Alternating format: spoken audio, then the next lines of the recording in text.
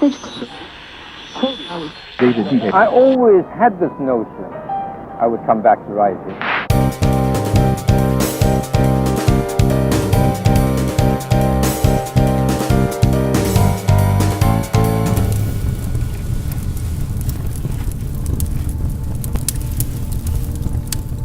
David T.K. Wong is an extraordinary person who has floated across many parts of the world in pursuit of a variety of callings.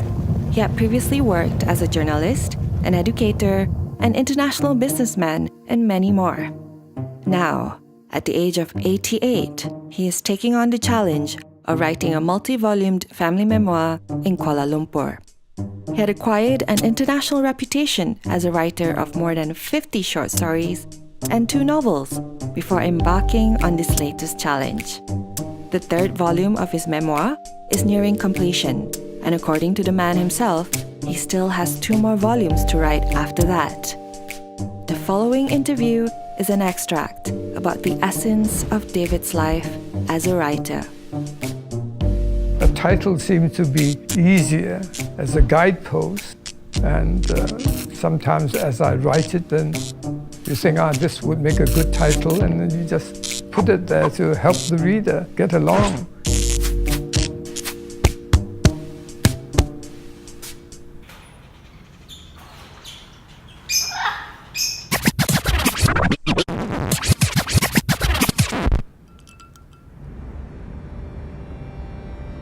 The most basic advice I can give is start writing if you want to become a writer. Everyone has a unique story to tell, and that is the story of his or her life. So is that why you're writing your memoirs now, to cherish all your memories with your loved ones, your old friends?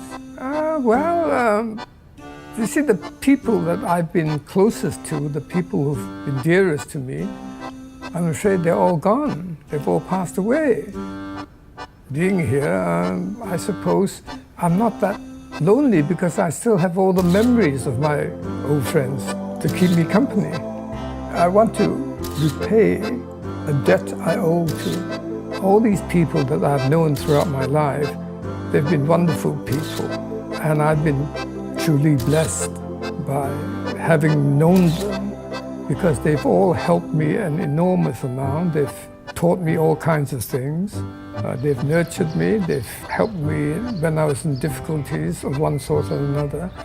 But they are people whom nobody would know of now that they're gone, and I'm the only one who has a memory of them. So I thought that I should write about them so that the world can know that lots of very ordinary, decent human beings around, and they deserve to be remembered for their kindness, for their generosity, their helpfulness. I would want to write about them in order to extend their lives so that they exist a little longer in the world.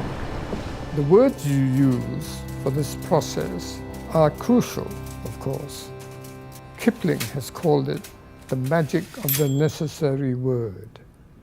In other words, for anything you want to say, there's really only one word that is absolutely precise and to the point of what you want to say.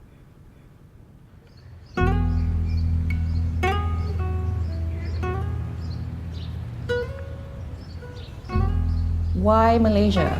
After having lived all around the world, why did you decide to settle in Malaysia? Malaysia is a beautiful, multicultural country. I've visited it many times in the past, and I like it very much. But I think the main reason why I've selected Malaysia is because I don't know a single person here. Well, I'm running out of time. I'm rather old, and if I want to get my writing done, I can't afford too many distractions.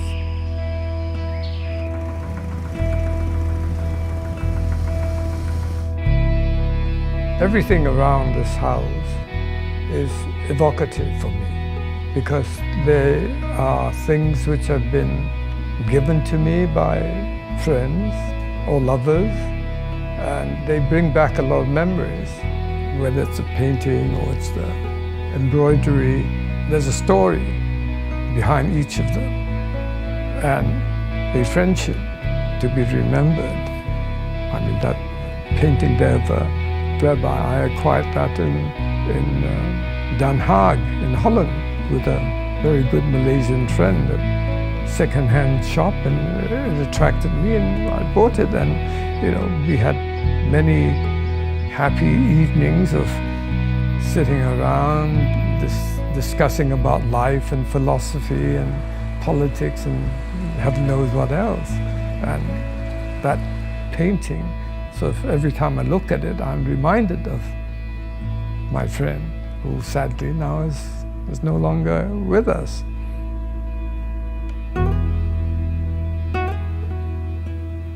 All these friends who are important to me are featured in my memoirs.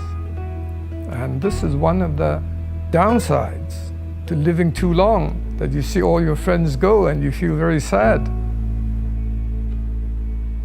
I'm constantly being reminded as I walk around my home of these old friends who are no longer with me.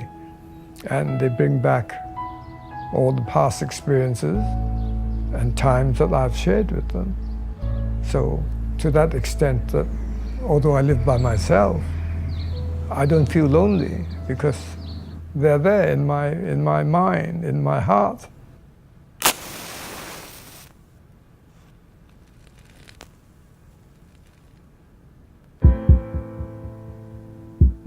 Most of your short stories deal with the loss of innocence and the regrets of the protagonists that haunt the rest of their lives. Do you yourself believe in regrets? Well, of course, everybody believes in regrets because we all have it, but there are different kinds of regrets. I think if we all examine ourselves, we would all wish, well, maybe I should have been a better son or a better father or a better husband or a better colleague or whatever. And we all have these regrets, and some of them are more grating upon our spirits than others. I mean, I try to be frank, and when I write my memoirs, and if I've done something that I think I should not have done, or maybe I should have done it in a different way, I put it out there, and that people can judge for themselves. At the end of it, you figure out, well, what have I done today? Have I done enough? Maybe I haven't written as well as I should have. One of the unfortunate things about being a writer is that you never know whether you're going to be a success or not. Success for a writer is dependent upon longevity, of how long what you've written will be appreciated. And that is a judgment which is left to posterity. It probably wouldn't come out until 100 years or more after you're dead. We are brief candles. We may catch some fashion or some interest at a particular moment in time, but we'll soon be gone. I mean, throughout history, there have been thousands of writers that nobody can even remember nowadays. But if you have the passion, then by all means go for it.